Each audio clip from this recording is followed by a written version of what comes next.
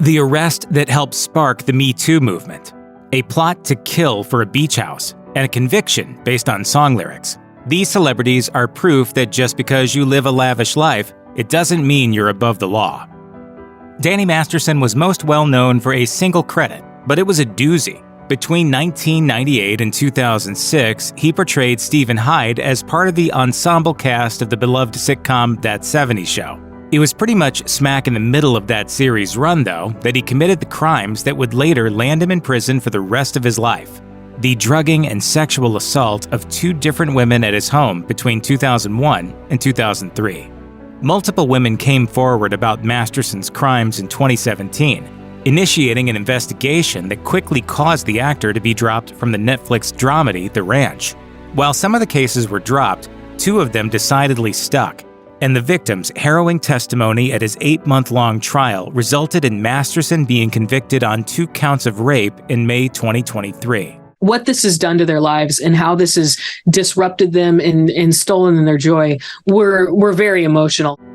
Just over 3 months later, the actor was slapped with a sentence of 30 years to life, which he began serving at North Kern State Prison in Delano, California on December 27, 2023. Harvey Weinstein was one of the most prolific and successful film producers in history, producing classics such as Pulp Fiction, Scream, and Gangs of New York. Operating from a position of immense power in Hollywood, he seemed to think he could just smooth it all over when, in October 2017, allegations of inappropriate behavior began to surface. In a statement, he related that he knew he had, quote, caused a lot of pain and expressed his remorse, but it was not enough. At this time, the Me Too movement was starting to snowball, and perhaps emboldened by that circumstance, a slew of additional women began to come forward. Among them were such high-profile actresses as Salma Hayek, Rose McGowan, and Ashley Judd.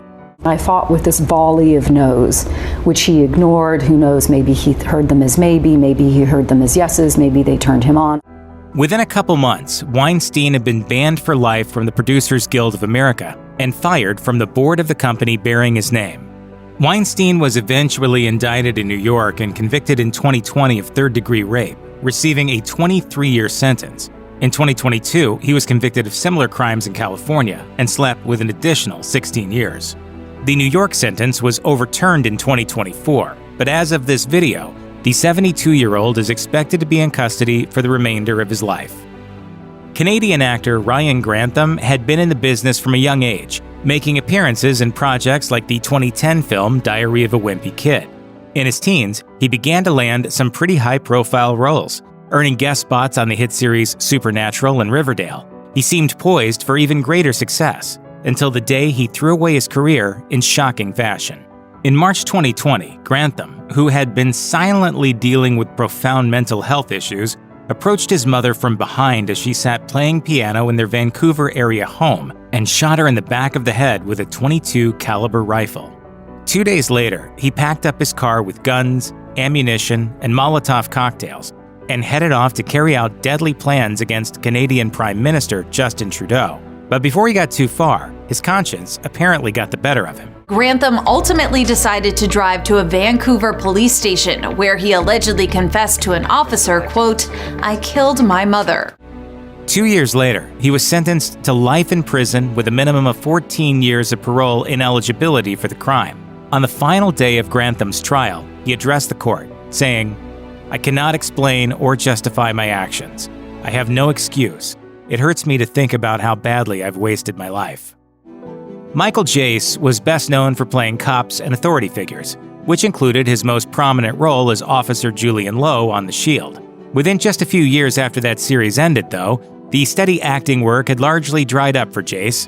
He declared bankruptcy in 2011, and by 2014, he had defaulted on the mortgage payment for the home he shared with his wife and their 2 young sons.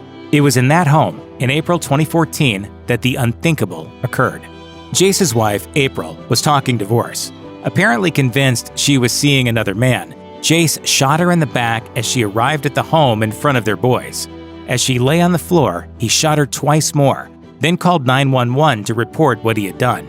April Jace died of her injuries, and at trial in 2016, Michael Jace's fate was largely sealed by the heartbreaking testimony of his older son. who recounted hearing his father tell his mother, "If you like running, run to heaven," before shooting her in the leg.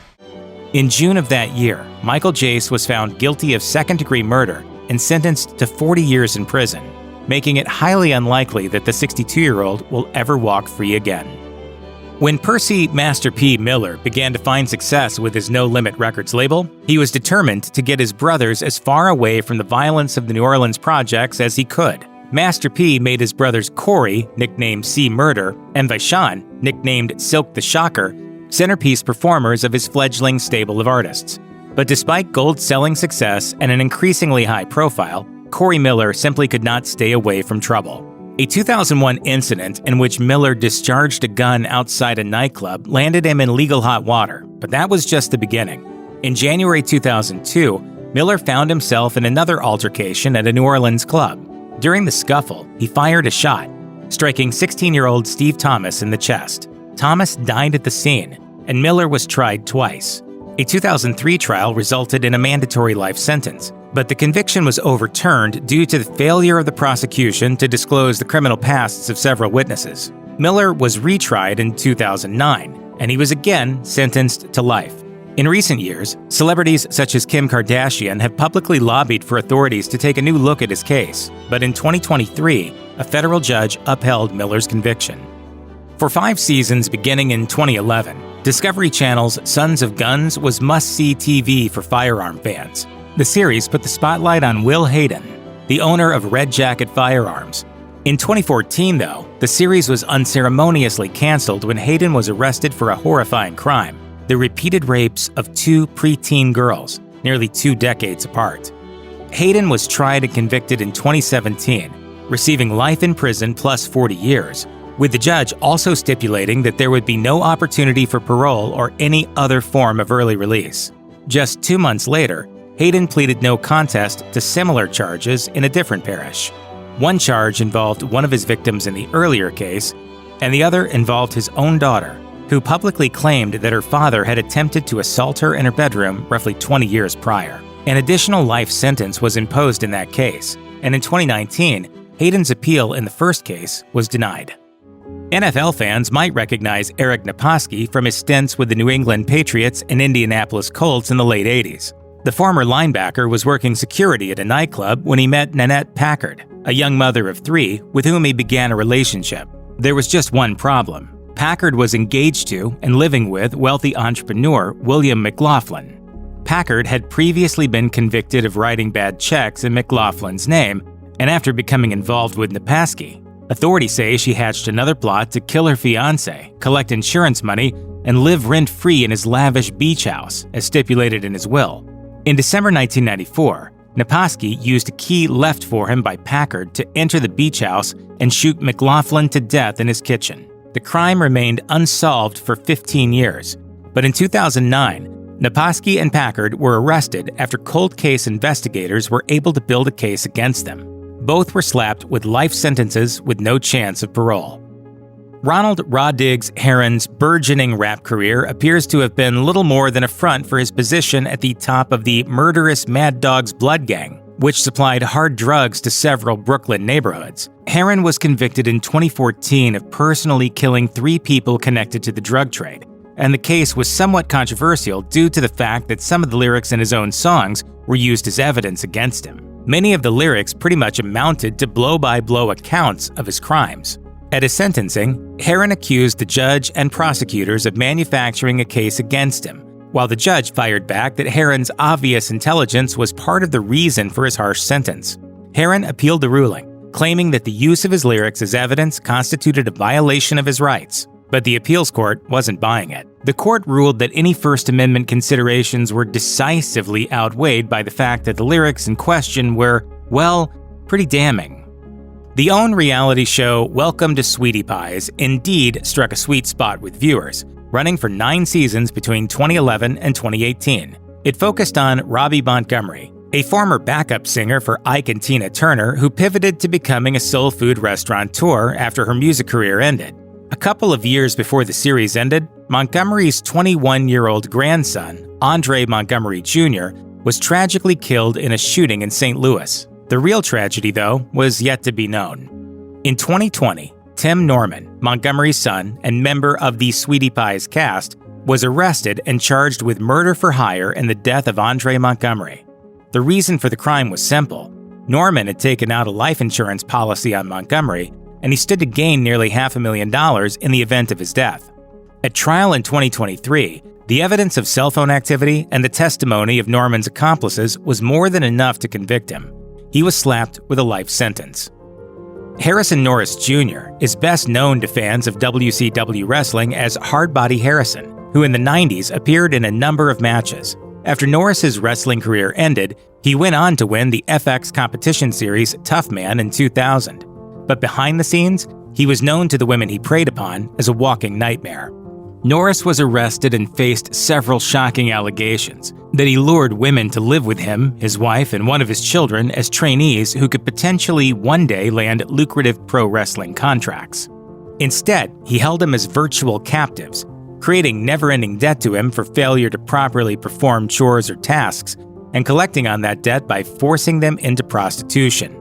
He kept them in line with threats of violence, and the fact that he transported them across state lines on occasion was enough for him to be prosecuted under a federal anti-human trafficking law that had been passed 7 years earlier.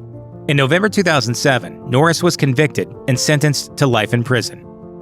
Tackle Keith Wright was signed by the Houston Texans out of college in 2003, and he bounced around to several teams before retiring in 2006. In 2011, he was arrested in Sacramento, California on suspicion of taking part in a string of home invasion robberies in the area. Prosecutors alleged that Wright did more than mastermind the robberies, where victims were threatened with a gun to get them to give up money and property. During one of the robberies, he kidnapped and sexually assaulted one of his female victims before making her drive him around town, withdrawing money from 2 banks. Unfortunately for Wright, he left behind DNA evidence for the authorities, and his DNA profile was logged in a database thanks to a previous arrest. In November 2012, Wright was convicted of a whopping 19 different charges, landing him a sentence specifically engineered to make sure that he never walks free again: 114 years to life, plus an additional 120 years and 8 months. If you or anyone you know may be the victim of sexual assault, please contact the Rape, Abuse, and Incest National Network website, or contact RAIN's National Helpline at 1-800-656-HOPE, 1-800-656-4673.